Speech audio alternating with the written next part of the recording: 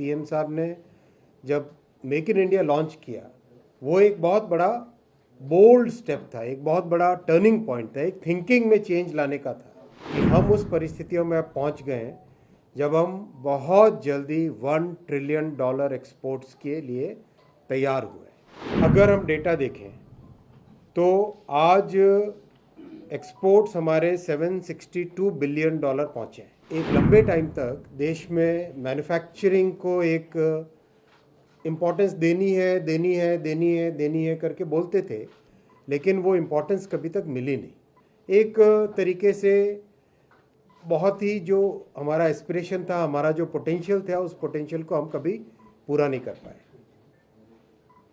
आप देखेंगे जब मेक इन इंडिया पीएम साहब ने लॉन्च किया, जब मोदी जी ने पीएम साहब ने जब मेक इन इंडिया लॉन्च किया, वो एक बहुत बड़ा बोल्ड स्टेप था, एक बहुत बड़ा टर्निंग पॉइंट था, एक थिंकिंग में चेंज लाने का था। तब भी हमारे विपक्ष के लोग इसको बहुत ही बार बार क्रिटिसाइज करते थे। अगर आप कांग्रेस का उस समय का मैनिफेस्टो उठाएं, उसमें भी लिखा होता था कि मेक इन इंडिया करना चाहिए, लेकिन जब मेक इन इंडिया पीएम साहब ने लॉन्च किया तब उन्होंने इसका क्रिटिसिज्म चालू किया। यानी जो 50-60 वर्षों तक कांग्रेस की पॉलिसी होती थी, वो उसी में परिलक्षित होती रही, वो उसी में रिफ्लेक्ट होती रही कि मेक इन इंडिया का भी विरोध करो। मैं आपके साथ आज बैठा हूँ ये क्लियरली आपके साथ डेटा और फैक्ट के साथ बताने के लिए कि हम उस परिस्थितियों में अब पहुँच गए हैं जब हम बहुत जल्दी $1 ट्रिलियन एक्सपोर्ट्स के लिए तैयार हुए, और उसके पीछे फाउंडेशन है मैन्युफैक्चरिंग की।